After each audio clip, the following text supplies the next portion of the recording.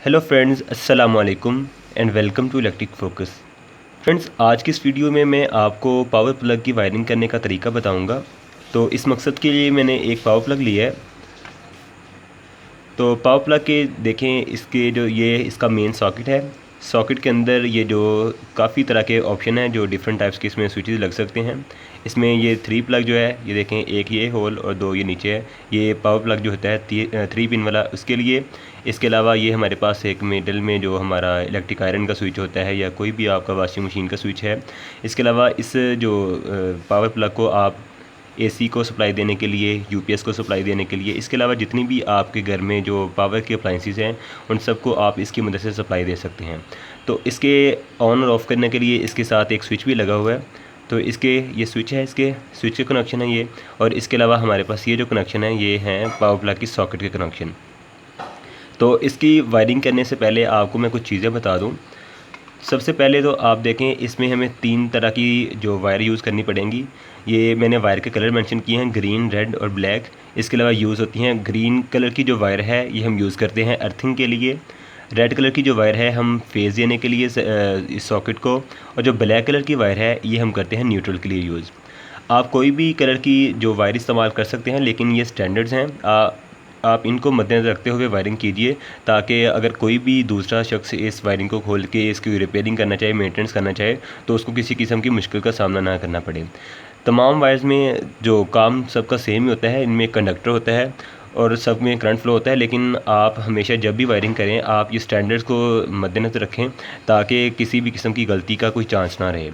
तो इसमें सबसे पहले जो लेफ़्ट साइड पे जो होती है हमारी जो सॉकेट का पॉइंट, ये हमारा न्यूट्रल के लिए होता है। और राइट साइड पे जो हमारा पॉइंट होता है फेज़ के लिए।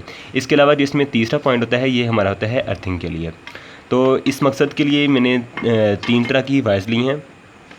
जो अर्थिंग की वायर है, उसकी जो मैंने साइज़ लिया है वो 729 का लिया है, यानी सबसे मोटी तार है अर्थिंग के लिए। इसके अलावा जो हमारी फेज़ के लिए रेड वायर यूज़ की है, और न्यूट्रल के लिए मैंने ब्लैक वायर यूज़ की है। तो ब्लैक का कनेक्शन मैं करूँगा इस तरह से, यानी सबसे पहले यहाँ पे लेफ़्ट साइड पे मैं ब्लैक कलर की वायर लगाऊंगा, और राइट साइड पे फेज़ की। और ये जो पॉइंट है, इसके ऊपर जो पिछला पॉइंट आपको तीसरा पॉइंट नज़र आ रहा है, ये वाला, ये है हमारा अर्थिंग के लिए। तो ये पावर प्लग को आप किसी भी जगह पे जिसमें आपको ज़्यादा करंट की ज़रूरत है, आप वहाँ पे इसको यूज़ कर सकते हैं। और इसकी वायरिंग का तरीका बहुत सिंपल है। आपको इसकी मैं डायग्राम बना के थोड़ी इसकी कनेक्शन बता देता हूँ। इसके बाद मैं फ़िज़िकली इसके कनेक्शन करके आपको दिखाऊँगा। तो सबसे पहले देखें, इसमें हमारे पास एक स्विच और एक इसमें सॉकेट है। लेफ़्ट साइड पे हमारे सॉकेट की कनेक्शन है, और राइट साइड पे हमारा एक स्विच है। तो इधर मैं एक स्विच का बना लेता हूँ ब्लॉक। इसमें एक स्विच है और स्विच के 2 पॉइंट्स हैं। आप इस तरह देख सकते हैं, ये स्विच के 2 पॉइंट्स हैं। इसके बाद हमारा लेफ़्ट साइड पे एक सॉकेट है, जो कि हमारा एक पावर प्लग है। तो उसका मैं एक सिंबल ड्रॉ कर लेता हूँ इस तरह से। इसमें भी टोटल 3 वायर हैं। अब देखें, ये जो हमारा अर्थिंग का पॉइंट होता है, इसका साइज़ काफ़ी बड़ा रखा जाता है।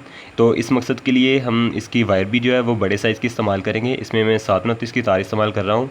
इसका ये रूल ये होता है अर्थिंग का, कि आपकी जो टोटल सर्किट में करंट गुजर रही है, उससे ज़ायद करंट की जो रेटिंग की आप वायर इस्तेमाल करते हैं, ताकि अगर कोई भी हादसाती तौर पर आपका जो फेस है वो किसी मेटल के साथ टच कर जाए, तो आपको किसी किस्म का इलेक्ट्रिक शॉक ना लगे।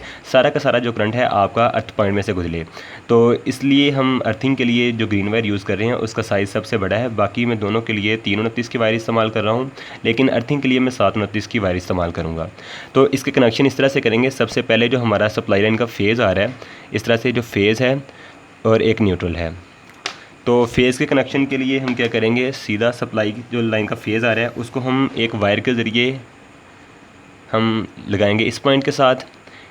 यानी कि इसका जो ऊपर वाला पॉइंट है, इसको मैं लगाऊंगा इस पॉइंट के साथ। मैंने आपको बताया था कि लेफ़्ट साइड पे हम न्यूट्रल इस्तेमाल करते हैं, और राइट साइड पे हमारा फेज़ होता है।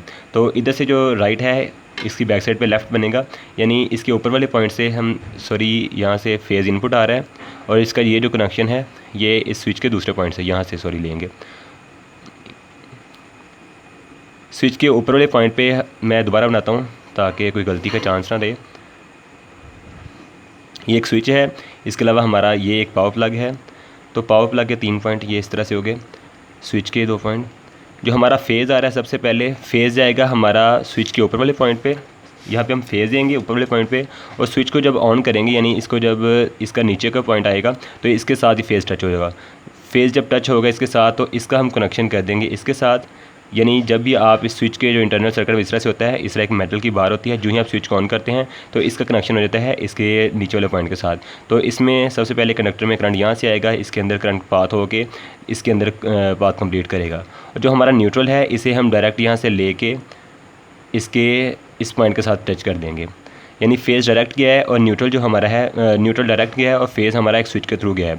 अक्सर आपने देखा होगा कि स्विच को ऑफ़ करने के बाद भी जो हमारा सर्किट है इसमें करंट का फ़्लो होता रहता है, यानी इसमें अगर आप टेस्टर लगा के चेक करें तो इसमें फेज़ आ रही होती है। उसमें ये हमारा फॉल्ट होता है कि हम जो न्यूट्रल है उसको हम स्विच के ज़रिए कंट्रोल करते हैं और जो फेज़ है उसे हम न्यूट्रल के ज़रिए स्विच के ज़रिए कंट्रोल नहीं करते बल्कि उसको डायरेक्ट देते हैं।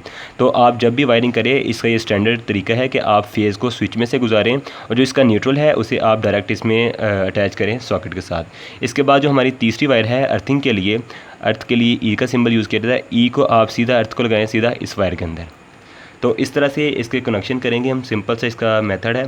आप इसको घर पे करके अपना जो पावर प्लग है उसको तैयार कर सकते हैं। इसको एज एक्सटेंशन लीड के भी तौर पे इस्तेमाल कर सकते हैं। तो इसके मैं फ़िज़िकल कनेक्शन आपको करके दिखाता हूँ अभी। सबसे पहले एक रेड वायर मैं लेता हूँ। रेड वायर को मैं सबसे पहले स्विच के ऊपर वाले पॉइंट पे लगाता हूँ इस तरह से। तो ये स्विच का ऊपर वाला पॉइंट है, इसके मैं जो स्क्रू को पहले लूज़ करता हूँ। इसके बाद मैं इसके अंदर जल्दी से लगा देता हूँ इसको इस तरह से। तो फ्रेंड्स, इलेक्ट्रिकल के बारे में जो वायरिंग की उसकी मैंने और भी ज़्यादा वीडियो बनाई है। अगर आपने वो वीडियोज़ नहीं देखे तो काइंडली आप वो भी वीडियो देख सकते हैं, देखें, ताकि आपको जो वायरिंग है वो करनी आ जाए। तो आपको किसी इलेक्ट्रीशियन की ज़रूरत नहीं पड़ेगी। आप जो फ़ैन रेगुलेटर ख़राब हो जाता है या आपका सिंपली आपको एक आध स्विच लगाना पड़ता है तो आप घर पर अपना काम कर सकते हैं।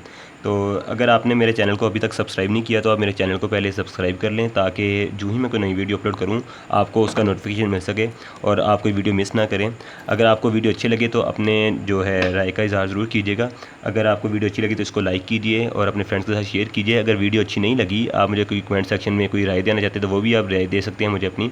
अगर वीडियो अच्छी ना लगे तो इसे डिसलाइक कीजिए, ताकि मुझे पता चले कि मेरी वीडियो में कुछ गलतियाँ हैं, मैं आइंदा इन्हें दूर करने की कोशिश करूँगा। तो इस तरह इसका जो दूसरा पॉइंट है, यहाँ से मैं एक वायर लगा के इसके अंदर से इसके कनेक्शन करता हूँ अब इस पॉइंट के साथ। इसको भी लूज़ कर लेते हैं।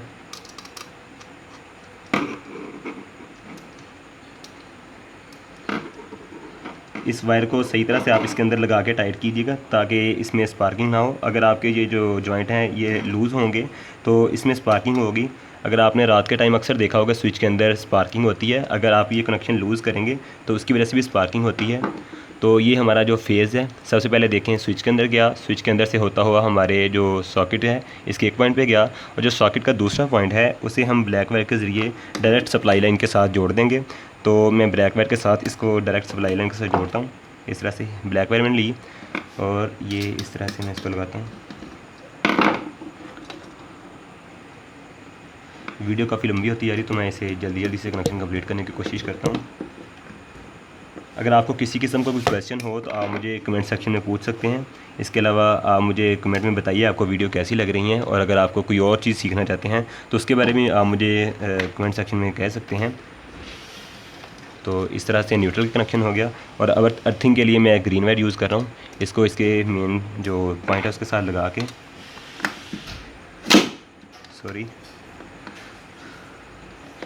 इस तरह से। तो ये हमारी जो 3 वायर हैं ये वायर चलेगी इस तरह से। जिस तरह मैंने आपको बताया था, सबसे हमारी जो ऊपर वाली वायर है ये अर्थिंग के लिए, जो ग्रीन वायर है। इसके बाद रेड वायर जो है हमारी ये फेज़ के लिए, और जो ब्लैक वायर है न्यूट्रल के लिए। जिस तरह मैंने आपको कनेक्शन बताया सेम उसी तरह मैंने कनेक्शन किए हैं। देखें, न्यूट्रल के लिए मैंने जो इसमें लेफ़्ट साइड पे जो पॉइंट है इसको यूज़ किया है, और जो हमारा राइट साइड पे जो पॉइंट है ये हमने फेज़ के लिए यूज़ किया है, और जो इसके ऊपर वाला पॉइंट था स्विच का उसे मैंने यूज़ किया है एज ए इनपुट के लिए। तो हम सप्लाई दे के इसे चेक करते हैं कि हमारा जो बोर्ड वर्किंग कर रहा है कि नहीं। तो सप्लाई के साथ कनेक्ट करता हूँ मैं इसको। तो सर्किट को सप्लाई दे के टेस्ट करने के लिए मैंने ये 2 लीड्स इस्तेमाल की हैं। इसकी जो रेड वाली वायर है इसको हम लगाएंगे इसके इस साइड से भी इसको इंसुलेशन उतार लेते हैं। तो इस तरह से मैंने इसकी इंसुलेशन को हटा लिया है। अब इसके कनेक्शन करते हैं इस तरह से। जो इसकी रेड वाली वायर है इसे हम जोड़ते हैं, जो रेड वाला हमारा जो कनेक्टर है इसके साथ। इस तरह से मैंने इसको जोड़ दिया, اور اس کے اوپر انسولیشن کر دی تاکہ آپس میں شارٹ نہ ہو جائیں. تو اس کے بعد جو بلیک وائر ہے اس کو میں جوڑتا ہوں اس کے بلیک والے پوائنٹ کے ساتھ. اور فی الوقت جو میرے پاس ابھی ارتھنگ کے لیے الگ سے پوائنٹ نہیں ہے تو فی الحال ہم یوز کرتے ہیں اس کا فیزر نیوٹرل چیک کرنے کے لیے. تو اب میں اس کو سپلائی دیتا ہوں اور اس کے بعد ہم اس پہ کوئی لوڈ لگا کے چیک کریں گے کہ اس میں جو سپلائی آ رہی ہے کہ نہیں. تو سب سے پہلے آپ سوئچ کو آف کریں اور اس کے بعد سپلائی کو آن کرتے ہیں. تو اس طرح ہمارے کنیکشن ہو گئے ہیں. تو اب وولٹ میٹر کے ساتھ اس کے وولٹیج کو چیک کر لیتے ہیں. تو سب سے پہلے میں نے جو ملٹی میٹر ہے اس کو میں نے اے سی وولٹیج پہ سیٹ کر لی ہے اس طرح. اب اس کے وولٹیج کو میئر کرتے ہیں اور اس کے سوئچ کو سب سے پہلے آن کرتے ہیں. اس میں جو لیفٹ والا پوائنٹ ہے ہمارا نیوٹرل کے لیے ہے اور رائٹ والا فیز کے لیے. تو اس طرح دیکھیں اب اس میں سوری یہ دیکھیں اس طرح اس کی لیڈ صحیح طرح نہیں لگ رہی. میں دوسرے پوائنٹ میں لگاتا ہوں اس طرح سے. دیکھیں ابھی اس میں